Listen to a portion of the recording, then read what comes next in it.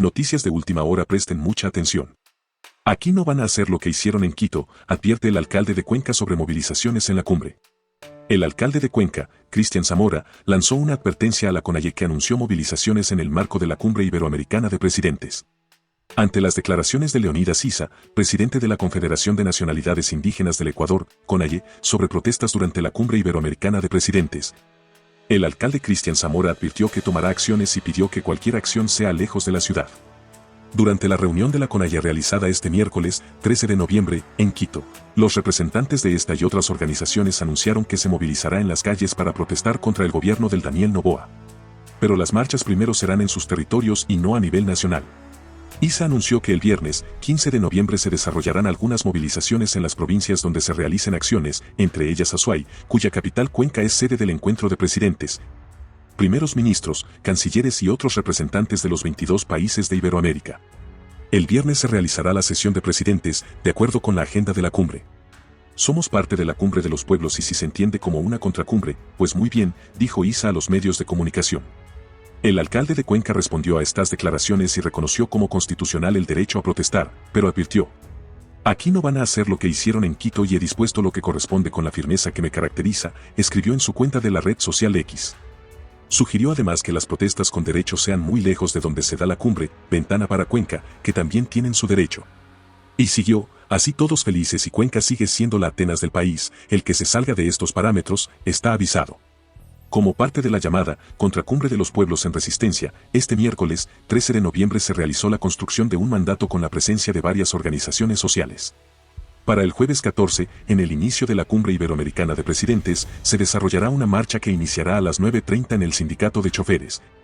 A las 13 se realizará un festival artístico y a las 14 una movilización del sector obrero y trabajadores.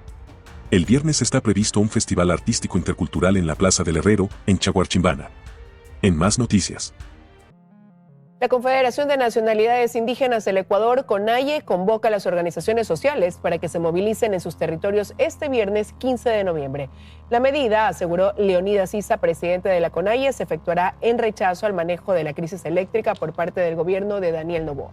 Que si se apagan las luces, que se enciendan las calles, es lo que ha dicho Leonidas Issa, presidente de la Confederación de Nacionalidades Indígenas del Ecuador y candidato a la presidencia por Pachacutic. Tras una reunión de la Asamblea Plurinacional se ha referido a la crisis eléctrica que atraviesa el país, que sostiene no ha sido atendida con diligencia, y dijo que la suspensión temporal de la vicepresidenta Verónica Abad a través de una resolución del Ministerio del Trabajo solo puede ser calificada de una forma. Convergen varias crisis, sostiene: la eléctrica, la institucional, la de seguridad y la social. Por eso ha hecho un llamado a las organizaciones para que se movilicen en sus territorios el próximo viernes. Sobre una movilización mayor como las que tuvieron lugar en 2019 y 2022, respondió así: 22 de este mes, adelantó, la CONAIE se convocará a una asamblea interna. A ver, mire, varios medios de comunicación del Ecuador se están haciendo eco de esto que hoy vamos a hablar aquí. Es un tema de filtración, ¿sí? Ahora, escuche mis palabras, ¿sí? Filtración de supuestos chats del periodista y candidato presidencial Fernando Villavicencio. Supuestos. Lo subrayo, lo dejo muy claro. Se están haciendo eco de esto. ¿Cuál es la prueba fehaciente de que estos chats pertenecen a mi tocayo, en paz descanse, Fernando Villavicencio?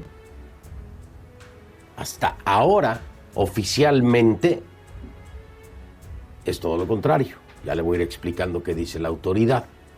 Entonces, está esta filtración, se hacen eco de estos supuestos chats de mi tocayo, periodista, candidato presidencial Fernando Villavicencio, asesinado el 9 de agosto del año pasado en Quito, usted lo sabe, tras un acto de campaña. Y bueno, además de eso, sumémosle la difusión de un video anónimo en el que se está señalando que supuestamente tienen el celular que perteneció a Fernando Villavicencio. Este es un video anónimo. Recuerde usted, en la época en la que vivimos, el anonimato en el mundo digital es lo más fácil. No podemos creer lo que vemos y tenemos que comprobarlo, así que cuidado.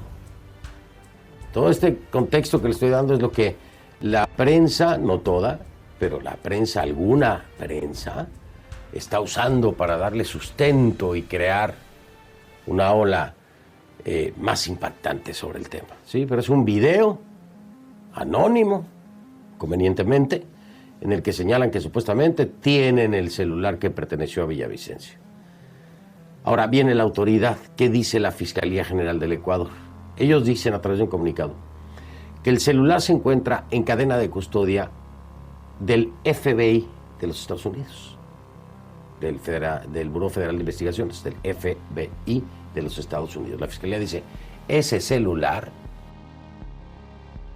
lo tiene el FBI en Estados Unidos. En consecuencia, la información que circula es falsa. Falsa. Esto es lo que dice la Fiscalía General del Ecuador. ¿Ya? Hago esta separación y marco este punto. Esto es lo que dice la autoridad, la fuente oficial. Lo otro son supuestos chats y un video anónimo. Dele peso a las cosas. Ahora, en palabras de la Fiscalía, el celular no podría estar en posesión de quienes, y lo voy a citar, abro comillas, intentan generar confusión a puertas de una campaña electoral, cierro comillas. Tal cual yo le decía, de la politización de lo que sea. La Fiscalía afirmó además que ese celular no fue periciado por la institución, sino por el mismo FBI, entidad que dice entregó en diciembre de 2023 una copia de su contenido a la Fiscalía. Una copia, le llaman copia espejo, ¿sí? Es decir, el FBI hace una copia idéntica y se lo entrega a la Fiscalía. Ojo con esto es muy importante, es un detalle muy importante. Ya tiene la Fiscalía esa copia espejo que el FBI le da. Ojo, eso no quiere decir que ya accesó a la información la Fiscalía. Ahora va a entender por qué se lo digo.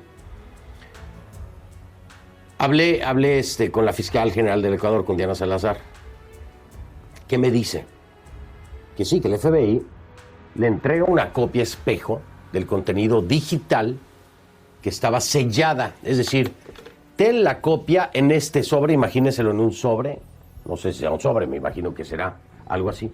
Pero bueno, se lo entrego a usted, está sellado. No lo abra, No lo abra. Yo se lo estoy dando a usted, Fiscalía, porque es la autoridad máxima aquí de justicia, para que usted le haga entrega bajo cadena de custodia a quien corresponde de acuerdo a la ley, que es el Centro de Acopio de Criminalística,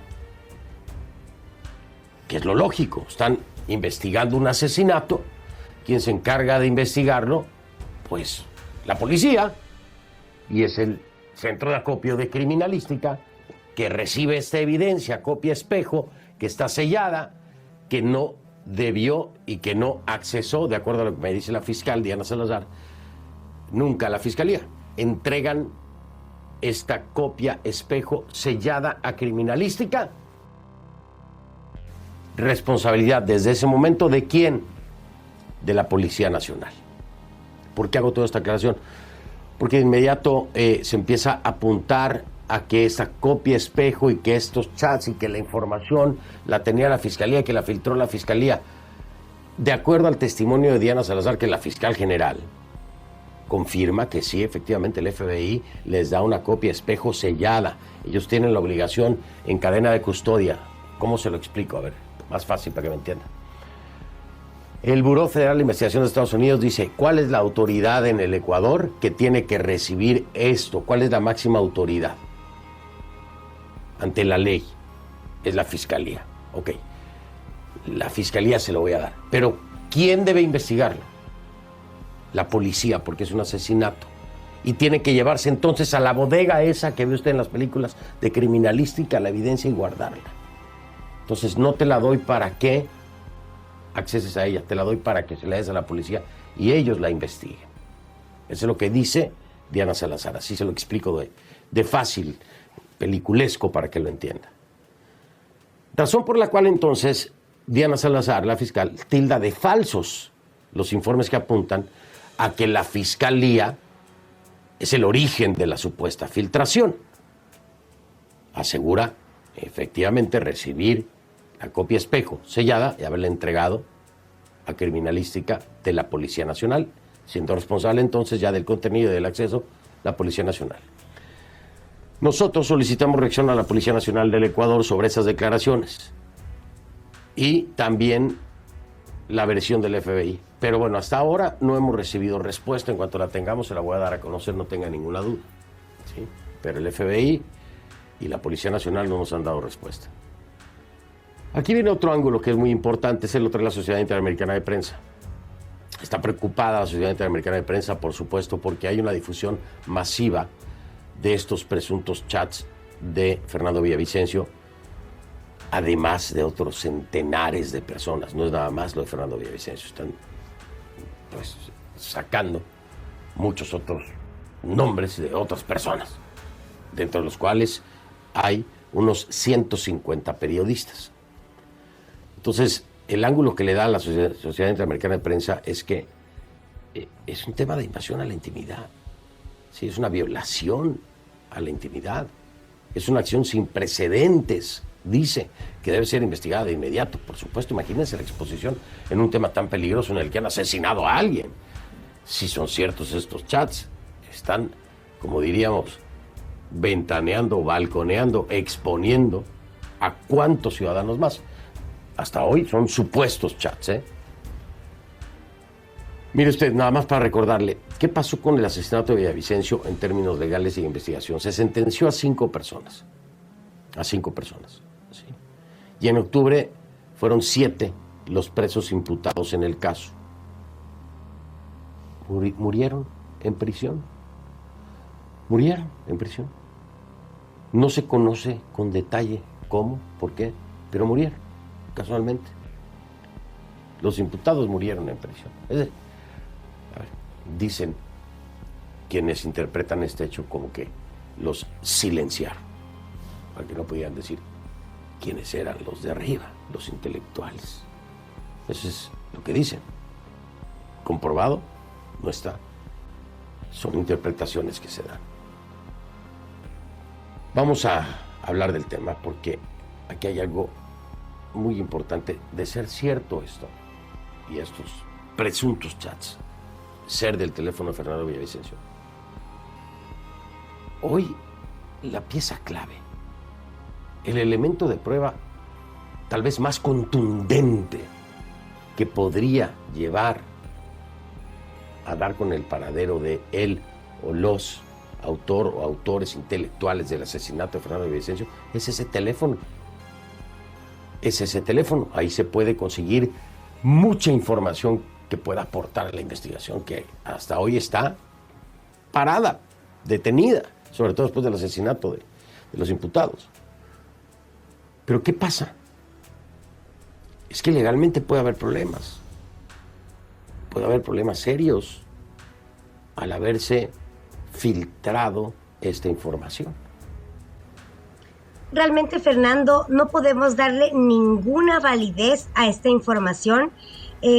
Justamente hemos visto algunos informes técnicos de personas especializadas en el manejo de este tipo de información, en la que se ha demostrado que esta es una información fácilmente vulnerable, porque está realizado en un lenguaje HTML, apenas en un bloc de notas. Es decir, que una persona con 2 dedos de frente puede irrumpir en esta matriz de HTML y hacer que los chats digan lo que quieran. Entonces, realmente es imposible darle validez a esta información que han compartido.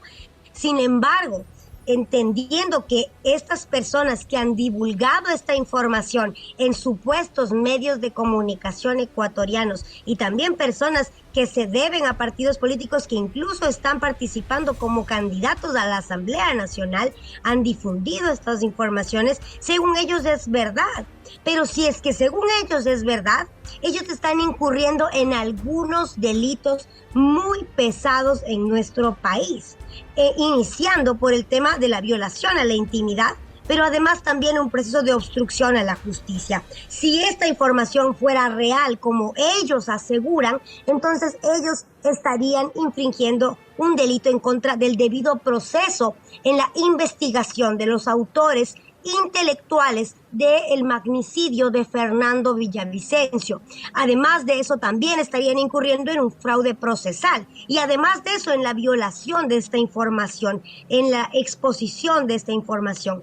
Lo más interesante de esto ha sido, Fernando, ver la posición tanto de la CIP como de MAPS, que lo que han dicho es que, de ser cierta esta información, se estaría vulnerando el derecho de más de 150 periodistas, tanto del Ecuador como de otros países, y eso es algo sin precedentes, una violación masiva a los derechos de la libre expresión, de la privacidad y de la correspondencia de periodistas y diferentes fuentes de información. Como te digo, no puedo yo corroborar que esta información sea cierta. La verdad es que lo que nos damos cuenta es que es información totalmente manipulada, pero ya que estas personas aseguran una y otra vez que la información que ellos manejan es certera, pues la verdad es que espero que caiga todo el peso de la ley contra estas personas. Bueno, en varias ocasiones ha sucedido algo parecido, en donde de manera anticipada, antes de actuarse como prueba algún elemento, algún indicio o evidencia, se ha publicitado lo que el efecto que se genera de manera inmediata es que se anula la posibilidad inclusive de la propia fiscalía de actuar, de incriminar o de acusar.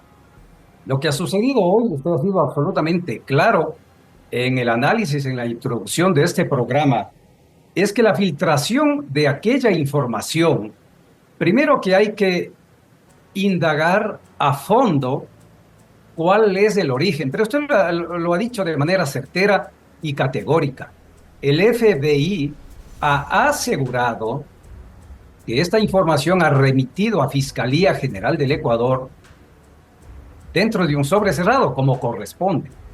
Cuando Fiscalía recibe la copia espejo o los contenidos de la información que el FBI obtuvo del teléfono del señor Villavicencio, aquí se aplica un procedimiento que además es universal, la cadena de custodia. Y para ese efecto, la cadena de custodia no es sino un procedimiento legal técnico que es embalar, sellar debidamente con todas las seguridades en una caja, en un sobre y etiquetar toda la información que contiene. Y esto va efectivamente a Criminalística del Ecuador, al Departamento de Criminalística que es de la policía, que está bajo la responsabilidad de los expertos criminólogos, criminalistas de la Policía Nacional, y solamente se apertura cuando hay la audiencia privada para la extracción y la comprobación de aquella información. Es decir, no se puede romper la cadena de custodia sino en esos momentos y también cuando se actúa como prueba en una audiencia de juicio. ¿Qué ha sucedido ahora? Se publica, se difunde una información que además de lo que se conoce y como ha manifestado Fiscalía General del Estado, estaría siendo materia de una indagación fiscal, de una indagación previa, y se torna en consecuencia en una información de circulación restringida. Y la violación a esto, es decir, difundir esta información aquí en el Ecuador, constituye delito. Entonces, ¿qué es lo que tiene que hacer ahora Fiscalía General del Estado? Abrir una investigación primero para determinar si las personas que están publicando los contenidos, los presuntos, los supuestos chats, obedecen a la realidad. ¿Cuál es la autenticidad? Pero esto se lo hace de manera técnica. ¿Cuál es la autenticidad? Porque para que se constituya una prueba, respetando la cadena de custodia, además hay que verificar que esta información no haya sido cambiada, alterada o modificada. Entonces nos vemos en esta circunstancia que efectivamente bien podríamos llegar a establecer que se anula alguna posibilidad, alguna facultad de fiscalía de llegar al fondo de aquello que nos interesa, y usted lo ha dicho, llegar a establecer quiénes son los mentalizadores de la muerte del señor Villavicencio.